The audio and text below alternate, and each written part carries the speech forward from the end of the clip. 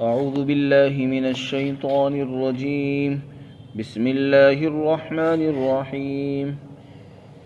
ولما ضرب ابن مريم مثلا إذا قومك منه يصدون وقالوا أآلهتنا خير أم هو ما ضربوه لك إلا جدلا بل هم قوم خصمون إن هو إلا عبد أنعمنا عليه وجعلناه مثلا لبني إسرائيل ولو نشاء لجعلنا منكم ملائكة في الأرض يخلفون وإنه لعلم للساعة فلا تمترن بها واتبعون هذا صراط مستقيم ولا يصدنكم الشيطان إنه لكم عدو مبين.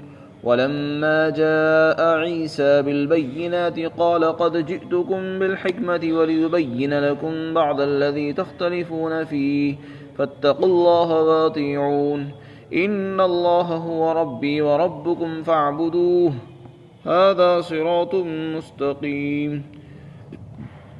فاختلف الأحزاب من بينهم فويل للذين ظلموا من عذاب يوم أليم.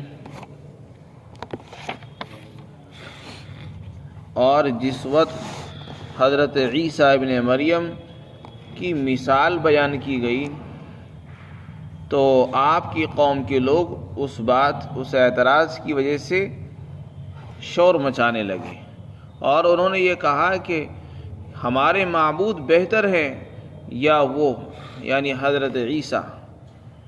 اور انہوں نے ان کی جو آپ کے سامنے مثال بیان کی ہے وہ صرف کٹ حجتی کے لیے اور جھگڑا کرنے کے لیے کی ہے، بلکہ یہ لوگ تو جھگڑالو ہیں ہی.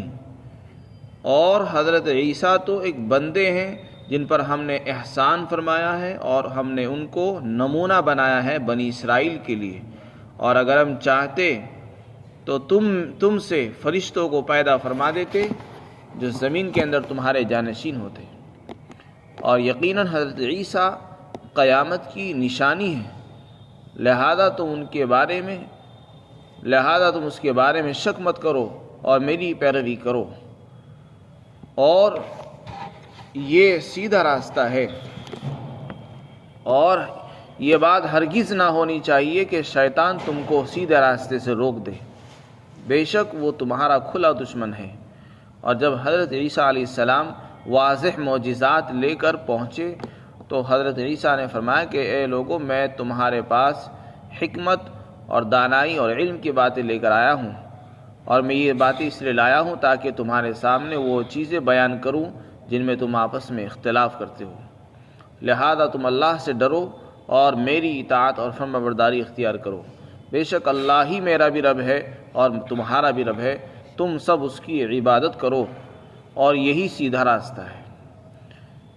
پھر ان کی بہت سی جماعتوں نے آپس میں اختلاف کیا تو بربادی ہوگی ان لوگوں کے لیے جنہوں نے ظلم کیا ہے دردناک دن کے عذاب کی وجہ سے.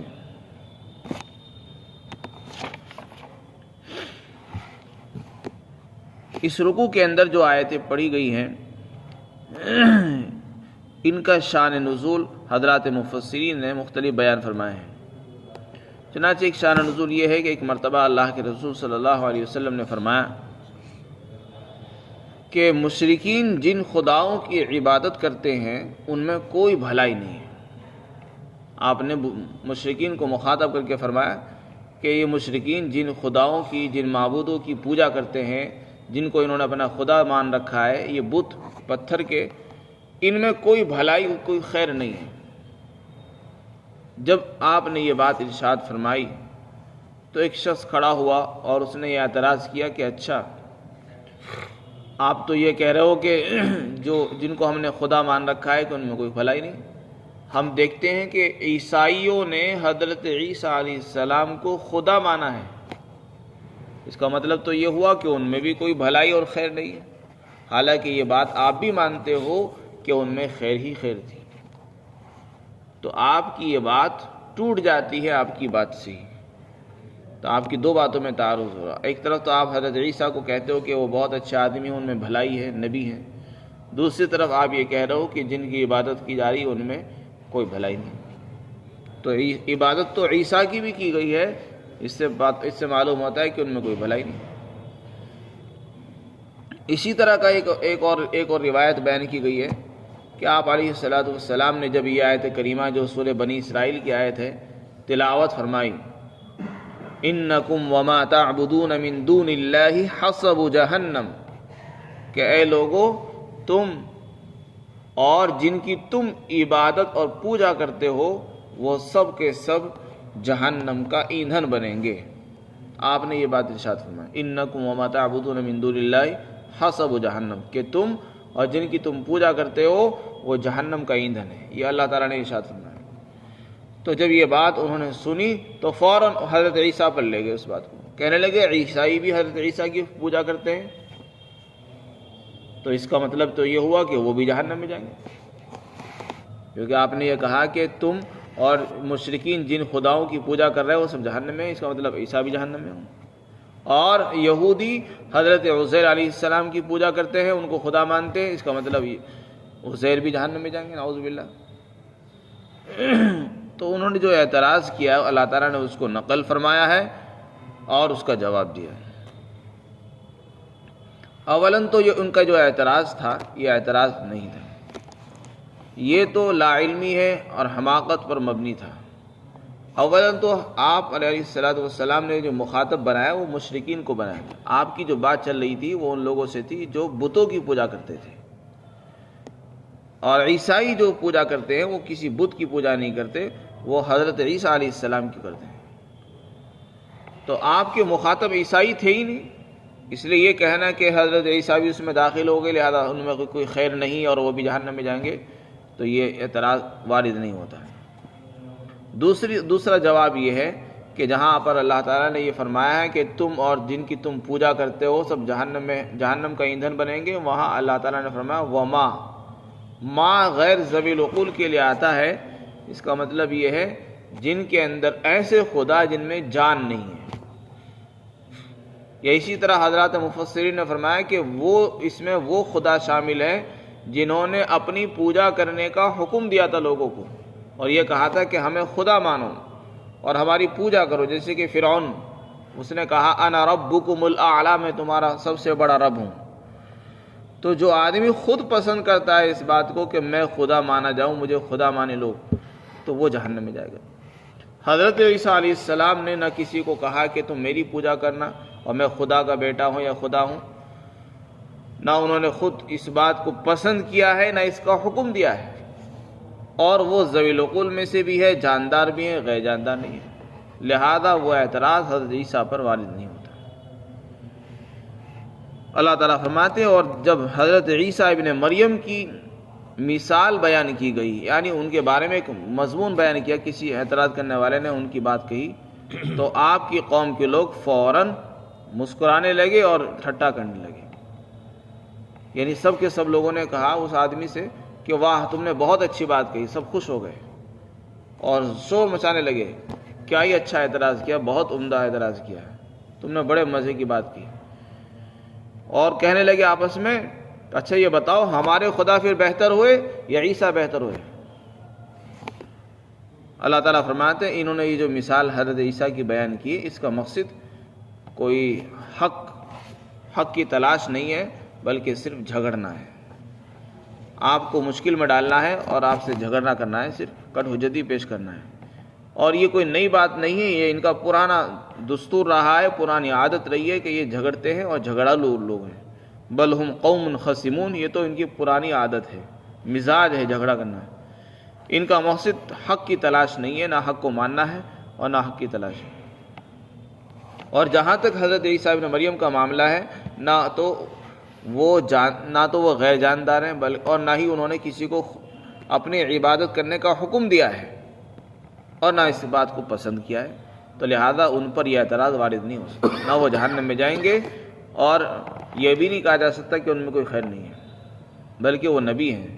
اس لیے اللہ تعالیٰ فرماتے ہیں وہ تو ایک ایسے بندے ہیں جن پر ہم نے احسانات فرمائے ہیں، ہم نے ان کو نبی بنایا، ہم نے ان کو بغیر باپ کے پیدا فرمایا، ہم نے ان کی بغیر باپ کی پرورش فرمائی، اور ان کو عجیب و غریب انداز سے اللہ تعالیٰ نے پیدا فرمایا، یہ بڑے احسانات ہیں۔ کتاب اتاری ان کے اوپر. فرمایا وَجَعَلْنَاهُ مَثَلًا لِبَنِي اسرائیل، اور ہم نے ان کو بنی اسرائیل کے لیے نمونہ بنا دیا. بنی اسرائیل کے لیے حضرت عیسیٰ علیہ السلام نمونہ تھے. اللہ تعالیٰ نے حضرت عیسیٰ علیہ السلام کو بغیر باپ کے پیدا فرمایا.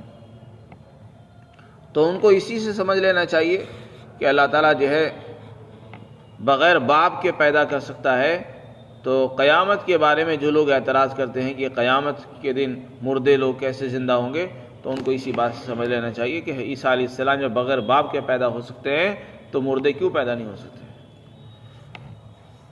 وَلَوْ نَشَاءُ لَجَعَلْنَا، آگے فرمایا حضرت عیسیٰ علیہ السلام کا بغیر باپ کے پیدا ہونا کوئی زیادہ تعجب اور حیرانی کی بات نہیں ہے. یہ تو اللہ کے لیے بہت آسان ہے. اس سے زیادہ تعجب کی بات یہ ہے جو اب تک آپ لوگوں نے نہ سنی ہے اور نہ ہوئی ہے، اور وہ یہ کہ ہم انسان سے فرشتے پیدا کر دیں.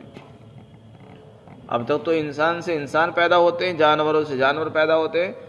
ہم اس پر بھی قدرت رکھتے ہیں کہ انسانوں سے فرشتوں کی نسل چلا دیں، اور پھر وہی فرشتے تمہارے بعد تمہارے جانشین بنیں، تمہارے نائب اور جانشین کہلائیں. ہم اس پر بھی قدرت رکھتے ہیں، اور یہ اور زیادہ تعجب کی بات ہوگی. تو جب ہم یہ کام کر سکتے ہیں تو مردوں کو کیوں زندہ نہیں کر سکتے؟ وَلَوْ نَشَاءُ، اور اگر ہم چاہیں گے تو فرشتوں کو تم سے پیدا کر دیں گے زمین میں جو تمہاری جانشینی کریں گے. جہاں تک حضرت عیسیٰ علیہ السلام کا معاملہ ہے، ان کے متعلق فرمایا کہ ان کے بارے میں یہ بات جان لینی چاہیے کہ وہ عیسیٰ علیہ السلام قیامت کی نشانی ہے. چنانچہ احادیث کے اندر بہت سی نشانیاں بیان کی گئی ہے. ان میں سے ایک نشانی حضرت عیسیٰ علیہ السلام کا آسمان سے اترنا بھی ہے. جب حضرت عیسیٰ علیہ السلام آسمان سے اتریں گے تو قیامت آ جائے گی. اس کے بعد قیامت بہت قریب ہوگی. وہ دجال کو قتل کریں گے، اس کے بعد کچھ ہی دنوں کے بعد قیامت آ جائے گی. تو حضرت عیسیٰ علیہ السلام کی آمد بھی قیامت کی ایک نشانی ہے. ایک مطلب تو یہ ہے. دوسرا مطلب یہ ہے کہ حضرت عیسیٰ علیہ السلام بھی مستقل ایک دلیل ہے اس بات کی کہ اللہ تعالیٰ کو مردوں کو زندہ کرنے پر اسی طرح قدرت حاصل ہے جیسے عیسیٰ کو بغیر باپ کے پیدا کرنے پر قدرت حاصل ہے. اگر کسی آدمی کی یہ بات سمجھ میں نہیں آ رہی ہے کہ قیامت کے دن مردے کیسے زندہ ہوں گے، تو اللہ تعالیٰ نے ایک نمونہ دنیا میں پیدا کر کے دکھا دیا. ویسے تو اللہ کا دستور یہی ہے کہ اولاد جو پیدا ہوتی ہے ماں باپ کے اختلاط سے ملاپ سے پیدا ہوتی ہے، لیکن انسان کو سمجھانے کے لیے کبھی کبھی اللہ تعالیٰ اپنی عادت کے خلاف بھی کرتا رہتا ہے. حضرت آدم علیہ السلام کو دیکھ لیجئے کہ اللہ تعالیٰ نے بغیر باپ کے بغیر ماں کے پیدا کیا ان کو، اور عیسیٰ کو بغیر باپ کے پیدا فرما دیا. تو اللہ تعالیٰ فرمانا چاہتے ہیں یہ حضرت عیسیٰ کو جو ہم نے بغیر باپ کے پیدا کیا، اس میں بہت بڑی دلیل ہے ان لوگوں کے لیے جن کی یہ بات سمجھ میں نہیں آ رہی کہ مردے کیسے زندہ ہوں گے. تو ان کو سمجھانا چاہتے ہیں کہ دیکھو جب اللہ بغیر باپ کے پیدا کر سکتا ہے تو کیا مردوں کو پیدا نہیں کر سکتا؟ آدم کو بغیر ماں باپ کے پیدا کر سکتا ہے تو مردوں کو قبر سے پیدا نہیں کر سکتا وہ. تو اس میں بہت بڑی دلیل ہے. لہذا قیامت کے وقوع کے بارے میں شک میں مت پڑو، شکوک اور شبہات نہ کرو، بلکہ میری پیروی کرو. جس طرح میں کہہ رہا ہوں میرا کہنا مانتے رہو. اور یہ میری اطاعت کرنا جو ہے، اللہ تعالیٰ فرماتے ہیں آپ ان سے یہ کہو کہ یہ جو میری اطاعت ہے یہی سیدھا راستہ ہے. نبی کی اطاعت کر لو، اتباع کر لو، بس یہی سیدھا راستہ ہے. اس کے بعد فرمایا تھا کہ دیکھو یہ جو سیدھا راستہ بتایا گیا ہے نبی کی بات ماننا، اس سیدھے راستے سے کہیں ایسا نہ ہو شیطان تم کو روک دے، اور وہ تمہارا کھلا دشمن ہے. لہذا اس سے بھی چوکنا اور ہوشیار رہنے کی ضرورت ہے. تمہیں ہرگز ایسا نہ ہو کہ وہ تم کو روک ڈالے. اس کے بعد فرمایا کہ حضرت عیسیٰ علیہ السلام اللہ تعالیٰ کے پیغمبر ہیں. اللہ نے ان کو رسول بنایا، انجیل جیسی مقدس کتاب عطا فرمائی. حضرت عیسیٰ علیہ السلام کو بھی اللہ نے بہت سے معجزات سے نوازا تھا. فرمایا جب وہ معجزات لے کر بنی اسرائیل کے پاس پہنچے اور ان سے یہ فرمایا کہ دیکھو میں تمہارے پاس حکمت اور دانائی کی بات لے کر آیا ہوں، اور میں اس لیے آیا ہوں تاکہ تمہارے سامنے ان مسائل کو بیان کرو جن میں تم آپس میں اختلاف کر رہے ہو. مثلا توحید کے بارے میں تمہیں اختلاف ہے، شرک میں مبتلا ہو گئے ہو، تو ان مختلفی مسائل کو بیان کرنے کے لیے آیا ہوں. انہوں نے حکم دیا کہ تم اللہ سے ڈرو اور میرا کہنا مان لو۔ اور یہ بھی وضاحت فرما دی کہ دیکھو میرا خدا تمہارا خدا کوئی الگ نہیں ہے، سب کا خدا ایک ہے۔ ایسا نہیں کہ یہود کا خدا عزیر ہے اور میرا خدا اللہ ہے، نہیں، سب کا خدا ایک ہے اور وہ اللہ ہے۔ جب ہم سب کا خدا ایک ہے لہذا اس سے توحید ثابت ہو رہی ہے، ہم سب کو ایک اللہ کی عبادت اور پوجا بھی کرنی چاہیے۔ آگے فرمایا یہ جو اللہ کی عبادت کا معاملہ ہے، اللہ توحید، یہی سیدھا راستہ ہے۔ اللہ کو ایک ماننا اور اس کی عبادت کرنا یہ بھی صراط مستقیم ہے۔ اوپر فرمایا تھا کہ میری اتباع کرنا یہ صراط مستقیم ہے، یہاں فرمایا کہ اللہ کی عبادت اور اللہ کو ایک خدا تسلیم کرنا یہی سیدھا راستہ ہے۔ تو سیدھے راستے کے مختلف پہلو ہو سکتے ہیں، مختلف اس میں چیزیں شامل ہو سکتی ہیں، توحید بھی اس کا ایک حصہ ہے اور رسول اللہ کی اتباع و پیروی بھی صراط مستقیم ہی کا ایک حصہ اور جز ہے، تو اس میں کوئی شبہ نہیں ہے۔ اس کے بعد فرمایا جب حضرت عیسیٰ علیہ السلام نے یہ سب سمجھا دیا لیکن لوگوں کے بات سمجھ میں نہیں آئی، فرمایا بہت سی جماعتیں آپس میں اختلاف کر بیٹھی، کسی نے توحید اختیار کی، کسی نے شرک اختیار کیا، کسی نے عیسیٰ کو ہی خدا بنا دیا، اور کسی نے کہا کہ خدا تین ہیں اور تین کے مجموعے کا نام خدا ہے، اللہ، حضرت عیسیٰ اور حضرت مریم، ان تینوں کو خدا کہا جاتا ہے نعوذ باللہ، اور یہ تینوں مل کر نظام چلا رہے ہیں۔ تو عیسائیوں کے اندر یہ تثلیث کا عقیدہ بھی پایا جاتا ہے، ان اللہ ثالث ثلاثہ۔ آگے فرماتے ہیں اللہ تعالیٰ جن لوگوں نے ظلم کیا ہے، یعنی اللہ تعالیٰ کے ساتھ کسی کو اولاد تجویز کی، عیسیٰ کو خدا کا بیٹا قرار دیا یا بتوں کی پوجا کی ہے، یہ شرک اختیار کیا، یہ لوگ ظالم ہیں۔ ایسے لوگوں کے لیے تباہی اور بربادی ہے، دردناک دن کے عذاب کی وجہ سے ان کو بربادی ہوگی اور وہ برباد ہو جائیں گے اور ان کا بہت برا حال ہونے والا ہے۔ اس لیے انسان کو چاہیے کہ غور کرے اور اللہ کے کلام کو پڑھ کر اس پر عمل کرنے کی کوشش کرتا رہے۔ اللہ تعالیٰ ہمیں عمل کی توفیق نصیب فرمائے۔